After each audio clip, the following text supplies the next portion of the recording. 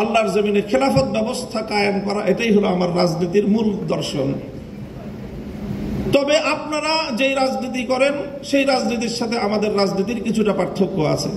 সেই পার্থক্যের জায়গাটুকুও বুঝতে হবে এবং সেখান থেকে আপনাদের দায়িত্ব এবং ভূমিকার কথাও আমি বলছি, আমার বক্তব্য দিয়ে নয়, বরং আপনার নেত্রীর উদ্ধৃতি দিয়ে।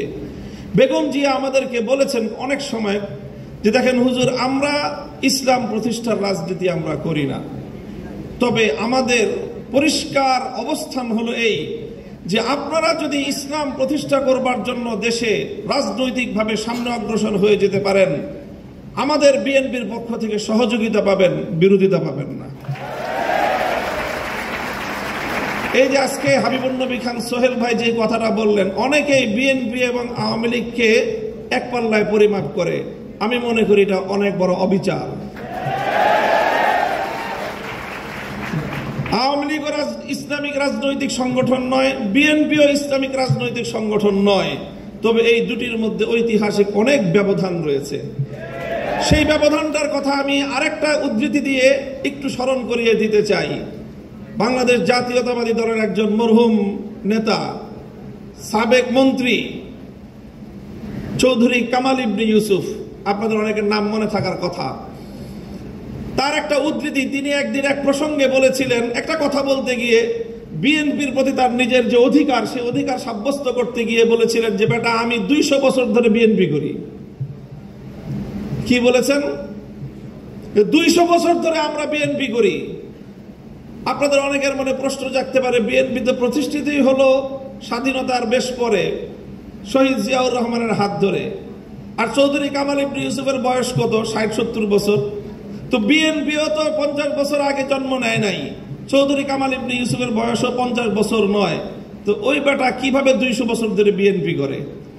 আপনাকে বিএনপির ঐতিহাসিক রাজনৈতিক ধারাটাকে আপনাদের অবশ্যই ধারণ করতে হবে। চৌধুরী কামাল ইবনে ইউসুফের এই বক্তব্যের মূল কথা ছিল এই, যদি আমরা আমাদের এই জনপদের অতীত রাজনীতির ইতিহাস পর্যালোচনা করি, তাহলে সবসময় আমরা এদেশে দুটি ধারা লক্ষ্য করতে পাই। সেই অবিভক্ত ব্রিটিশ আমল থেকে যখন ঢাকা বিশ্ববিদ্যালয় প্রতিষ্ঠার ঘোষণা এসেছিল, যখন ঢাকাকে কেন্দ্র করে পূর্ববঙ্গের উত্থানের ঘোষণা এসেছিল, যখন মুসলিম জাতিসত্তা প্রতিষ্ঠার ঘোষণা এসেছিল, তখন এই বঙ্গ অঞ্চল থেকে কিছু মানুষ তারা ঢাকা বিশ্ববিদ্যালয় প্রতিষ্ঠার বিরোধিতা করেছিল। তারা ঢাকাকে কেন্দ্র করে পূর্ববঙ্গের উত্থানকে ঠেকিয়ে দিতে চেয়েছিল, যারা মুসলিম জাতিসত্তার বিরোধী ছিল।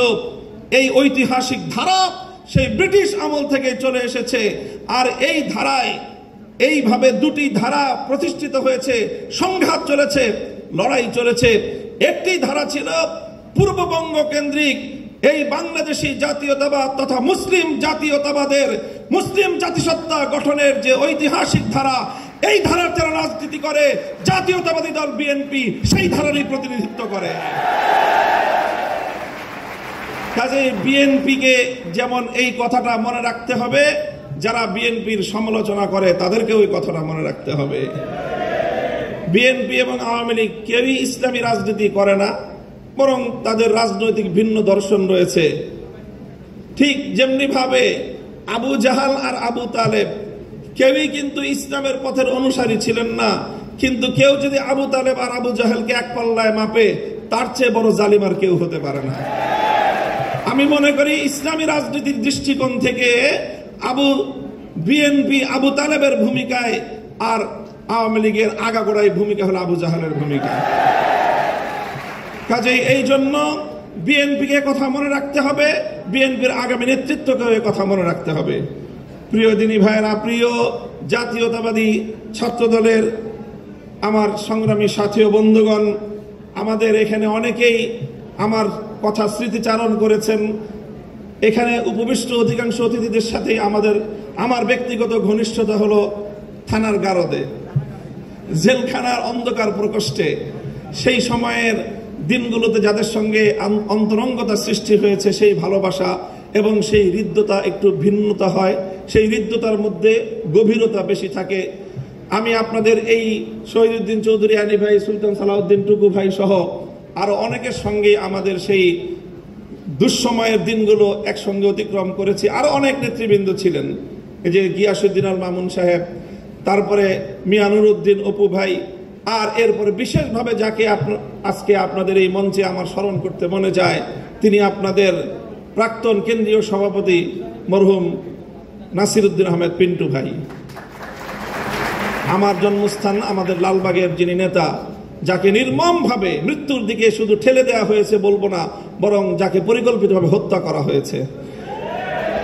জাতীয়তাবাদী ছাত্রদলের একজন কেন্দ্রীয় সভাপতি পিন্টু ভাই কেমন ছিলেন, একটি কথা শুধু আপনাদেরকে স্মরণ করিয়ে দিতে চাই, যেন আপনারা তার আদর্শের অনুসরণ করতে পারেন।